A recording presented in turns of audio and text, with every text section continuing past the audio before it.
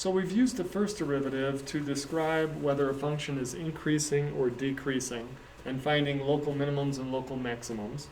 Now we want to look at the shape of the curve, which we refer to as concavity. Concavity describes the shape or curvature of the graph of a function. We say that a graph is concave up at x equal a if f prime, if the derivative is increasing at x equals a. And then we'll say that a graph of a function f is concave down at x equal a if the derivative is decreasing at x equal a. So now we're not looking at, we can tell whether a function is increasing if its derivative is positive and decreasing if its derivative is negative. So if I want to find out if f prime is increasing, I need to look at its derivative, f double prime. So let's draw a few pictures here so you get the idea.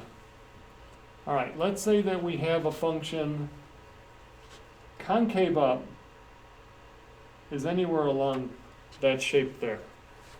So, and it doesn't have to be the entire, so even just a portion of it, like that section of it, that's concave up. If I'm looking at this section over here, that section, that's concave up. So it doesn't have to be the entire U shape. Any part of that U shape is concave up. So if this is our function f, let's look at the tangent lines. The slopes of the tangent lines, we would have a negative, and then it would be less negative, 0, slightly positive, more positive, more positive. So let me draw an arrow here. So it's really important to understand what's going on here. If you look at the slopes of these tangent lines, they're going from negative, less negative, 0, positive, more positive, more positive. The slopes of the tangent lines are increasing. The slopes of the tangent lines are increasing. So that means that f prime is increasing. Now, I know a function is increasing if its derivative is positive. So that means I need to look now at f double prime and see if that's positive. And if it is, that's telling me that f prime is increasing. So the slopes of the tangent lines are getting bigger.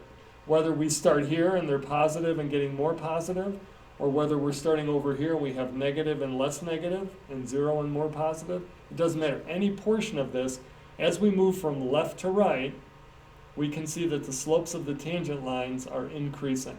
And that means our function is concave up. So you really have to make sure you look at the difference between what we're talking about. Are we talking about f? Are we talking about f prime? Or are we talking about f double prime? And that's important. Now let's look at concave down. So concave down is when the graph takes on any portion of this. So you can think of it as concave down is a frown. Concave up is like a cup. And so now what happens if we look at the slopes of the tangent lines? That means we're analyzing f prime. The slopes of the tangent lines, well, we have positive, less positive, less positive, less positive, 0, and then negative, more negative, more negative, more negative.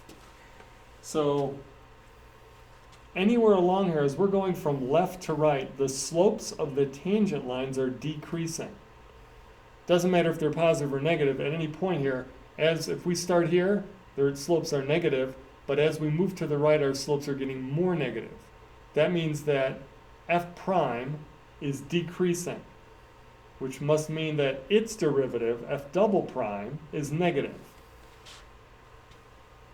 So let me summarize. F double prime tells whether and how fast f prime is increasing or decreasing. So if f double prime is negative, that tells me that f prime is decreasing. And if f prime is decreasing, that means that our function f is concave down. Now, you really have to think through this. You can't just memorize, oh, if this is true, then this will happen. You need to think through and visualize the connections between f and f prime and f double prime. And then you'll be successful at any type of question dealing with concavity. So we can say that a function f is concave up where f double prime is greater than 0. So where it's positive. F is concave down where f double prime is less than 0 or negative. When you frown, you're being negative. For IB, they include the endpoints of the interval for concavity. In some, like AP calculus, there you don't have to include the endpoints. Let's keep my arrow. All right, some other ways of describing this. Any point at which a graph's concavity changes is called an inflection point. I'll draw an example. So if we have, draw it in blue. Let's say we have a function that looks like this, and then that. Right about here, the function is changing. Let's call this, by the way, f, so we know which one we're looking at. F is changing from concave down to concave up at this point. So how do we find those points? Every inflection point of f occurs at a root of f double prime, i.e. f double prime is 0. So when we found f prime to equal 0, that helped us find local minimums, local maximums.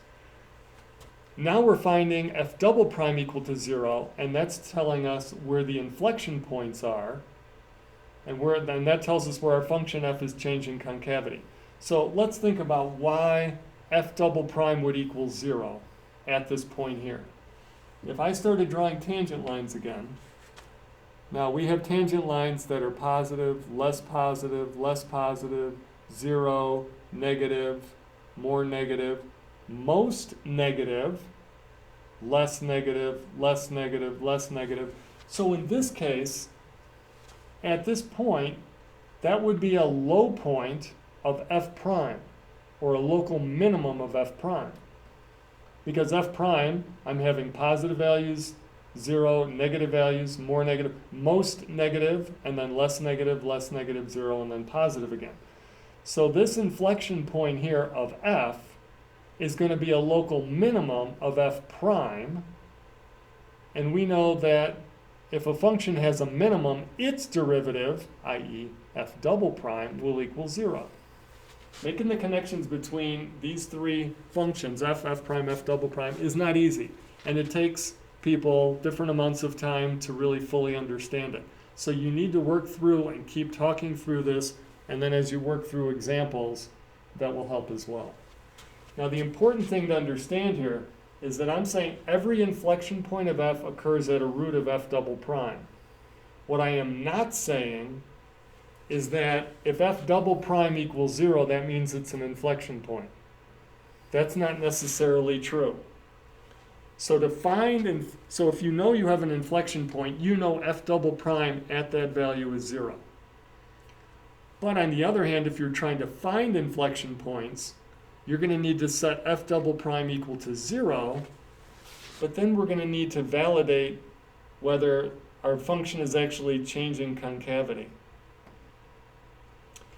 All right, if a tangent line is horizontal at an inflection point, the point is called a stationary inflection point.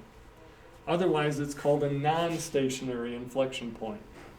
So in this example I drew here, this red point is an inflection point. The tangent line is not horizontal.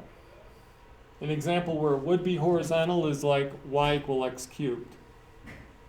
I didn't draw that very well, but it levels off at the inflection point. It's concave down, and then it switches at x equals 0, and then it's concave up.